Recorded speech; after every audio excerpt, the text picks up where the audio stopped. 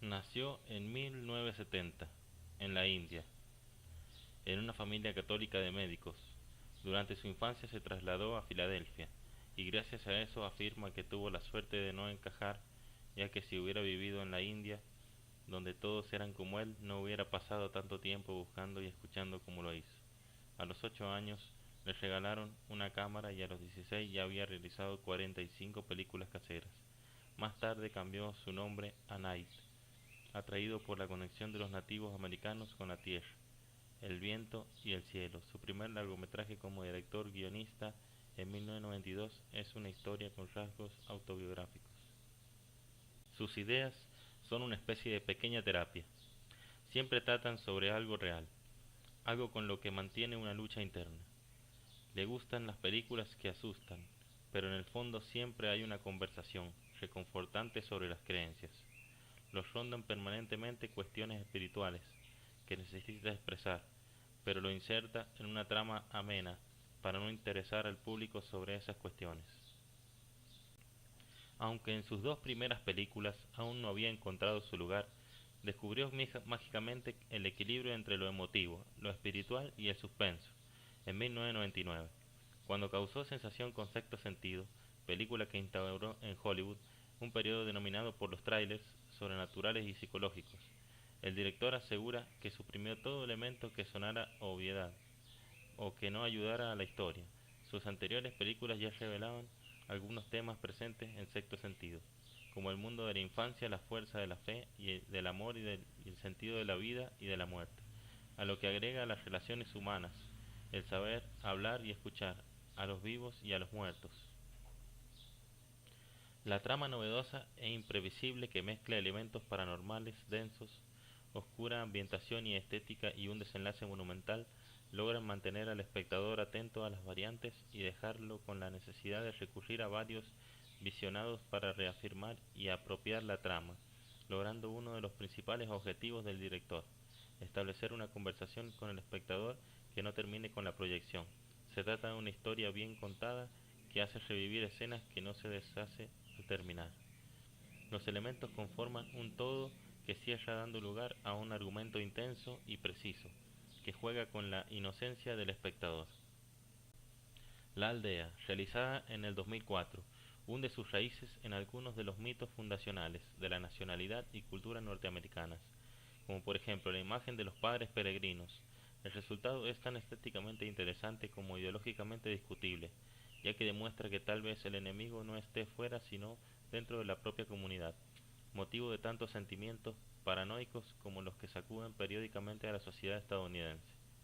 Se convirtió en uno de los filmes más polémicos del año, por su mensaje tachado por algunos como conservador y demoledor acerca del ser humano, que hace uso de una estrategia ancestral, el miedo, sin dejar lugar para los buenos sentimientos a excepción del amor. Si en sus filmes anteriores los personajes terminan aceptando la realidad, en esta ocasión los antiguos miembros de la comunidad deciden continuar con el experimento, negando la libertad al resto de los habitantes. Desde hace mucho tiempo los rondaba la idea de la comunidad rara que hace extraños rituales. El libro Costumbres borrascosas y su identificación con la idea del aislamiento lo acercaron a aquella época y a ese aire del pasado. Define a la aldea como un encuentro de hadas, una historia de amor sobre la inocencia y búsqueda de un mundo perfecto. Son personajes que arriesgan su vida por un último acto de esperanza. Más compleja y arriesgada y madura no permite una visión desde diferentes posturas, solo hay un camino.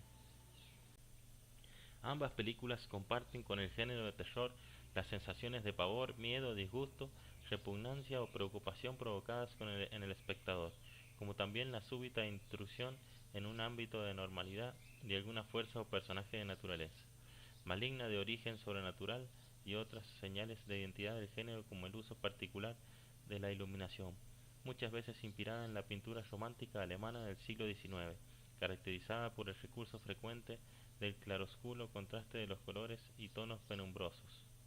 Los escenarios tradicionales como cementerios, bosques, jardines decadentes y terrenos sombríos acompañados de la noche y una banda sonora densa y sugerente.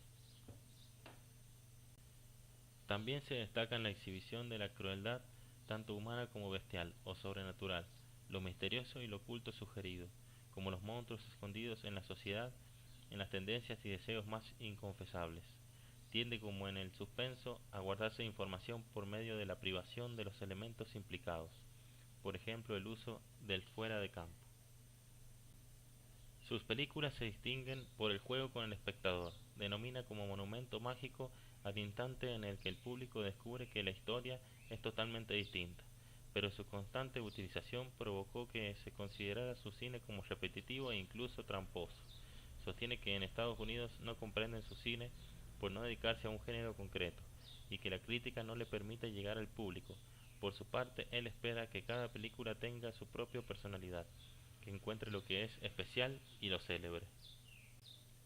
En caso de Shyamalan, es un extraño y atípico en Hollywood, de ser considerado un gran genio cuyas sobrenaturales dejaban al público boquiabierto y recaudaban millones de dólares.